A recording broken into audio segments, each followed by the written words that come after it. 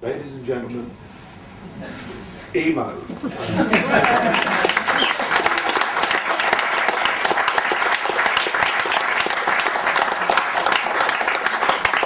Oh God, that was... Anyway.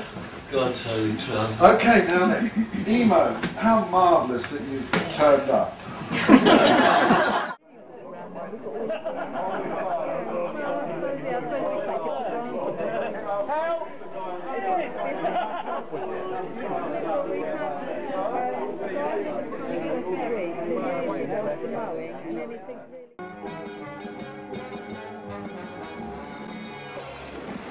How many years you actually worked? In my life? Yeah, about 5. I suppose about 10. But he was working all the time in a way because... Well, I worked for Storm for 10 years. He'd work for Storm and then he'd have us floored. I mean, sometimes Penny will vouch for this. There would be times when we would be exhausted from working and we'd get home and Emo would be there and everything would go out the window, all our uptightness, and he would have us in absolute hysterics on the floor with something that he would do. Isn't that true, Dave? Yeah, you were good value, yeah. Well, why didn't you pay me a wage then? He is the natural corpse.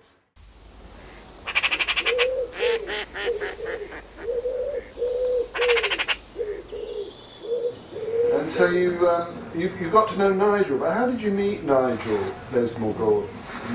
Well, it was this gay theatrical maybe Dave Gallagher. Joe Scott Clark, not similar but the same. Joe Scott Clark, yeah, in Victoria, in was it Victoria Street or Victoria Street. Okay, Victoria Street, yeah, Penny, you would know him. No, Ashley knew him best. Ashley knew That's him. right, she really knew him. And I was fascinated because of the theatre and that world. But all he wanted me was, you know, to bum me. and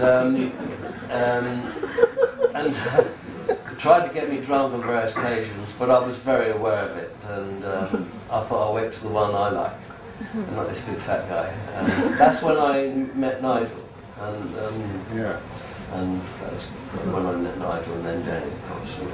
For me, really magic. Yeah, they were special. They were special. I was 15. And they were somewhere else. He looked like Alan Dillon, Jenny looked like a Vogue model. And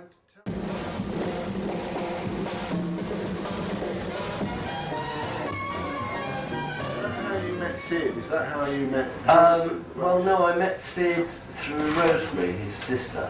I knew Rosemary when she was 14 and I was 15 and a half. And that's when I met Sid in the Criterion, and it was an instant thing. Like, there's certain people you meet, it's an instant, like soulmate. Yeah. And as soon as I saw him, I knew that.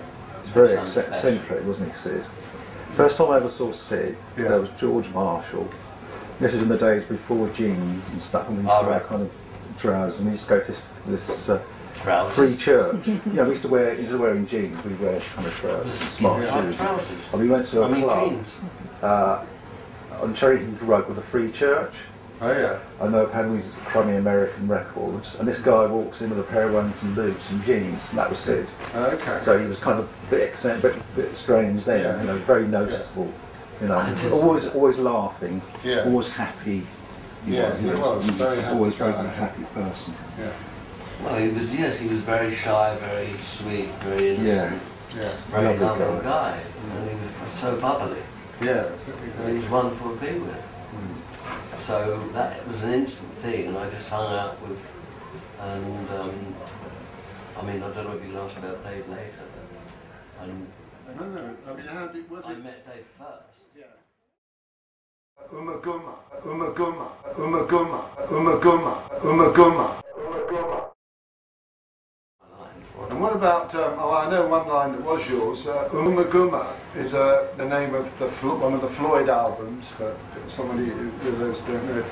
Tell me about Umaga, Emo. Yeah, that was basically one of my breakdowns in When I Get Home. It was a bit sexist at the time, but then I was only a boy. When I get home tonight, am I going to make love to my girlfriend? Am I gonna get any? am I going to get any? Yeah, I am gonna. I'm gonna get some Umaga. And of course, when Dave heard it in '68, I mean, he died because it was obvious, you know, that's what it meant, and yeah, it's like laughing. And then they used it in the LP a year later in '69. And I did say to Roger and Dave, can I have a little bit of credit for that? And they just laughed at me. Like, who are you? And of course, because things like that, they spread like fire and everyone uses them and the origin is lost. Yeah. Now, I want to open it up. I wonder if you could tell the ladies and gentlemen about what you did in the photo booth at Woolworths. Yeah, go on, tell them. Is it disgusting? No, it's not terrible. God, I was so young. 15. Well, I used to go there all the time to have my photos taken, and I must. It's only meant to be for your face. I can't remember doing it. I really can't remember it. This comes back to me from various people that were there at the time, and I mean, I know I did a lot of stuff, but I obviously did do a movie. Pulled my trousers down and was having photographs taken of me back and front, and of course the manager came across around the curtains in front of the whole shot. You know, we're standing on the stool in Standing on the stool. in the mirror, with his jeans around his ankles. And the manager noticed the disturbance in the stool, pushed his way through the cackling youths, tore aside the curtain to see the full horror of Emo standing on the stool. Have you got the snaps still? Sadly, I did have a wallet full of all these wonderful photos of me, Charlie, and Max, and I can't remember ever having that one. I don't think I was allowed to have it. I think he confiscated it and tore it up because there was a crowd of people, and I think I might have let off the fire extinguisher.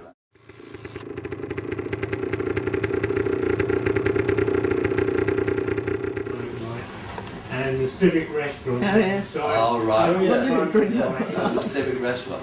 Well, You rode it in there and the woman made you turn it off.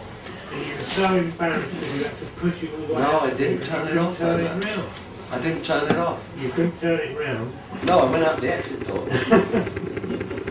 That was a dare from whoever was standing outside Miller's.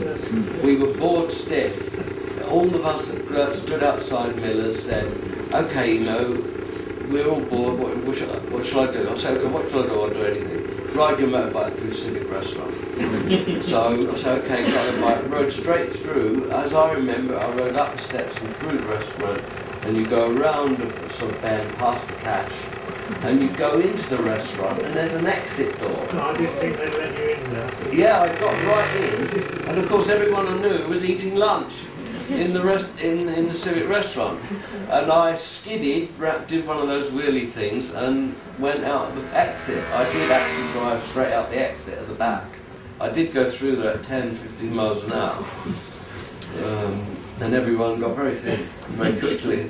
Yeah, I did get in and do it because I had to come out the back and come round to prove I did it. And the noise of the acoustics in the Civic Restaurant motorbike with a megaphone on it, no baffles in it, you can hear it.